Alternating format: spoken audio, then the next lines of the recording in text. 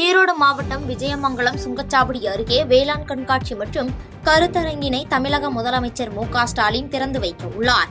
இந்நிலையில் விழா நடைபெறும் இடத்தில் வேளாண் துறை அமைச்சர் எம்.ஆர்.கே. பன்னீர்செல்வம், தமிழக வீட்டு வசதி, மதுவிலக்கு மற்றும் ஆயத்தீர்வைத்துறை அமைச்சர் முத்துசாமி ஆகியோர் ஆய்வு செய்தனர். தொடர்ந்து செய்தியாளர்களை சந்தித்த வேளாண் துறை அமைச்சர் பன்னீர்செல்வம், இந்த கண்காட்சி மற்றும் கருத்தரங்கில் வேளாண்மை துறை, தோட்டக்கலை மற்றும் மலைப்பயிர்கள் துறை உள்ளிட்ட 15க்கும் மேற்பட்ட அரசின் துறைகள் இருப்பதாக தெரிவித்தார்.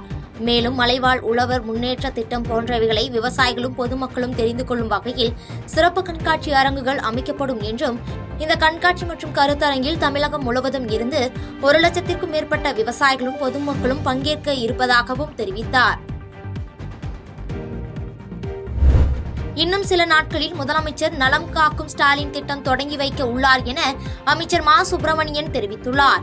சென்னை தேனாம்பேட்டை பொது சுகாதாரம் மற்றும் நோய் தடுப்பு மருந்து துறை கூட்ட அரங்கில் நடைபெற்ற நிகழ்ச்சியில் கலந்து கொண்ட பின் மருத்துவம் மற்றும் மக்கள் நல்வாழ்வுத்துறை அமைச்சர் மா. சுப்பிரமணியன் செய்தியாளர்களை சந்தித்து பேட்டியளித்தார். அப்பொழுது பேசிய அவர், நலம் காக்கும் ஸ்டாலின் திட்டம் இன்னும் 10 முதல் 15 நாட்களில் முதலமைச்சர் அவர்களால் சென்னையில் திட்டம் தொடங்கி வைக்கப்பட உள்ளது என்றும், கொரோனா பாதிப்பு முன்னெச்சரிக்கையாக நோய் எதிர்ப்பு சக்தி குறைவாக உள்ளவர்கள், இணைப்பு நோய் உள்ளவர்கள், முதியவர்கள், கர்ப்பிணி பெண்கள் பொது இடங்களுக்கு செல்லும் பொழுது முகக்கவசம் அணிந்து செல்ல வேண்டும் என ஒன்றிய அரசு அறிவுறுத்தி உள்ளது என்றும், கொரோனா சமூக தொற்று என்னும் நிலையை அடையவில்லை என தெரிவித்தார். அந்த வகையில் இன்றைக்கு தமிழ்நாட்டில் மாண்புமிகு தமிழ்நாட்டின் முதலமைச்சர் அவர்களுக்கு அவருடைய மனதுக்கு மிகவும் நெருக்கமான ஒரு அற்புதமான திட்டம் ஒன்று இன்னும் ஒரு 10 அல்லது 15 நாட்களில் சென்னையில் தொடங்கி வைக்கப்படவிருக்கிறது. ஒரு சனிக்கிழமையில் சென்னையில் ஏதாவது ஒரு பெரிய அந்த பள்ளியில் இந்த திட்டம் தொடங்கி வைக்கப்படவிருக்கிறது. இந்த திட்டத்தின் பெயர் நலம் காக்கும் ஸ்டாலின். ஏற்கனவே மக்களை தேடி மருத்துவம், இன்னுயிர் காப்போம், இதயம் காப்போம், பாதம் பாதுகாப்போம் போன்ற பல்வேறு திட்டங்களின் வரிசைகளுக்கு இது முன்னோடி திட்டமாக நலம் காக்கும் ஸ்டாலின் என்கின்ற இந்த திட்டம் தொடங்கி வைக்கப்படுகிறது.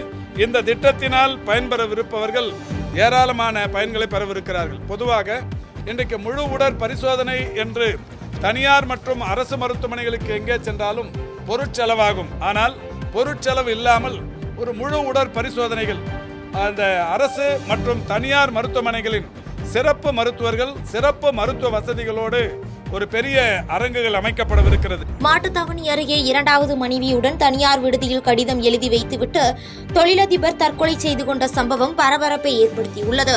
ஈரோடு மாவட்டம் கோபிசெட்டிப்பாளையத்தைச் சேர்ந்தவர் பாஸ்கரன். ஜேசிபி வாகனம் வைத்து தொழில் நடத்தி வரும் இவரும் இவரது 2வது மனைவி கவிதாவும் மதுரை புறப்பட்டு சென்று மாட்டுத்தாவணி எதிரே உள்ள தனியார் விடுதியில் தங்கியுள்ளனர். தொடர்ந்து மதுரையின் பல்வேறு பகுதிகளுக்கு சென்று சுற்றி பார்த்துவிட்டு அறை திரும்பிய தம்பதியினர் தங்களுக்கு கடன் இருப்பதாகவும், கடன் கொடுத்தவர்கள் நெருக்கடி கொடுப்பதாகவும் கடிதம் எழுதி வைத்துவிட்டு இருவரும் விஷம் அருந்தி தற்கொலை செய்து கொண்டனர். தொடர்ந்து தகவலின் அடிப்படையில் விரைந்து வந்த புதூர் காவல்துறையினர் உடலை கைப்பற்றி மருத்துவமனைக்கு உடற்கூறாய்விற்காக அனுப்பி வைத்து தொடர்ந்து விசாரணை மேற்கொண்டு வருகின்றனர். இச்சம்பவம் அப்பகுதியில் பெரும் பரபரப்பை ஏற்படுத்தியுள்ளது.